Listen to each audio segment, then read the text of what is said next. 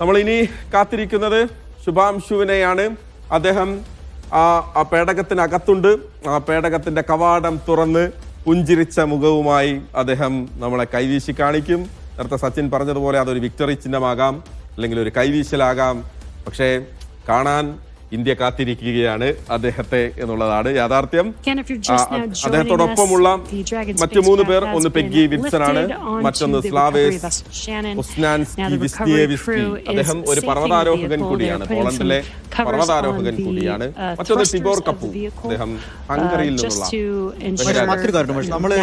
ഇത്ര യാത്രകൾ നമ്മളെ പ്രേരിപ്പിച്ച ഒരു ആളുണ്ട്, നമ്മൾ അവരെ ഒരിക്കലും മറക്കരുത്. കൽപ്പന ചൗള.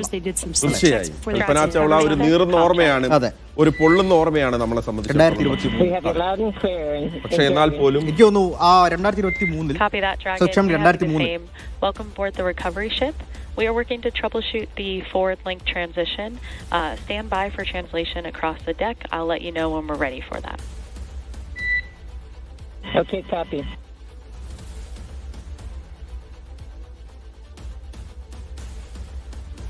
പക്ഷേ 2003 നമ്മൾ പറഞ്ഞു കൽപ്പന ചൗള 2003 ഇന്ത്യക്കാരെ മൊത്തം ആകാശത്തേക്ക് നോക്കാൻ പ്രേരിപ്പിച്ച ഒരാളാണ് കൽപ്പന ചൗള.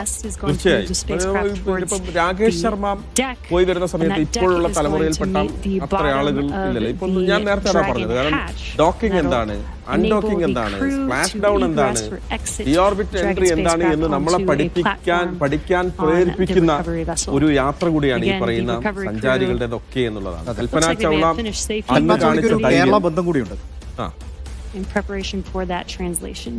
മറ്റൊരു മലയാളി ബന്ധം ഈ യാത്രയിലുണ്ട്. ഞാൻ പറഞ്ഞ പ്രശാന്ത് ബാലകൃഷ്ണൻ നായർ, ഗഗനന്റെ ഔട്ട്സൈഡ് മലയാളി ഉണ്ട്. അതെ, അദ്ദേഹം തന്നെ. അദ്ദേഹം ഈ യാത്രയിൽ നാസയിൽ ചെന്ന് ഈ ആക്സിയം സംഘത്തിന്റെ പരീക്ഷണങ്ങളിലൊക്കെ, അല്ലെങ്കിൽ അവരുടെ എന്താ പറയാ, ഈ പഠനമൊക്കെ കഴിഞ്ഞ ആളാണ്.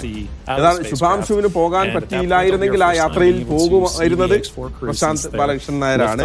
അന്നൊരു പക്ഷേ ഈ ഹൽവയ്ക്ക് പോലെ ഇപ്പൊ ഒരു കേരള ഭക്ഷണമായിരിക്കും അല്ലേ പോവാ?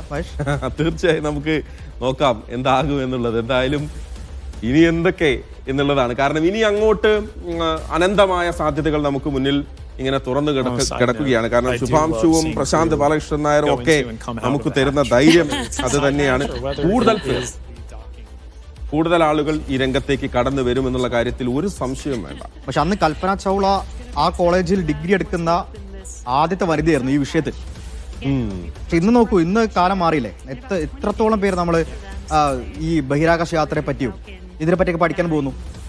തീർച്ചയായും ഇനി ആ ഒരു അങ്ങനെ പഠനം, എനിക്കും പോകണം ബഹിരാകാശത്ത് എന്ന് സ്വപ്നം കാണുന്നവരുടെ എണ്ണം കൂടും എന്നുള്ള കാര്യത്തിൽ. സ്വപ്നത്തിലുള്ള ദൂരം ഇപ്പൊ എത്രത്തോളം കുറഞ്ഞു അല്ലേ? ഈ ഒരു പക്ഷേ സ്വപ്നം പോലും ആയിരിക്കില്ല. അതെ അതെ. ശുഭാംശുവിനെ കുറിച്ച് നോക്ക് സച്ചിൻ. ശുഭാംശു ഈ രംഗത്തേക്ക് വരുന്നത് എങ്ങനെയാണെന്ന് അറിയാമോ? ശുഭാംശു 99-ൽ ഇന്ത്യ കാർഗിൽ യുദ്ധം, പാക് നുഴഞ്ഞുകയറ്റക്കാരെ തുരത്താൻ ഇന്ത്യൻ സൈന്യത്തിന്റെ വിമാനങ്ങൾ ലക്നൌവിന് മുകളിലൂടെ, ഉത്തർപ്രദേശിന് മുകളിലൂടെ പറക്കുന്ന സമയത്താണ്. അന്ന് 14 വയസ്സാണ് ശുഭാംശുവിനുള്ളത്. അപ്പൊ ശുഭാംശു അതിൽ ഒരു പ്രചോദനം ഉൾക്കൊണ്ട്, അല്ലെങ്കിൽ എനിക്കൊരു വൈമാനികനാകണം, ഇന്ത്യൻ സേനയുടെ ഭാഗമാകണമെന്ന് അദ്ദേഹത്തിന്റെ നിശ്ചയദാർഢ്യം 2006-ൽ അദ്ദേഹത്തെ ഇന്ത്യൻ വ്യോമസേനയുടെ ഭാഗത്ത് എത്തിച്ചു. വ്യോമസേനയിൽ അദ്ദേഹത്തെ ചേർത്തു.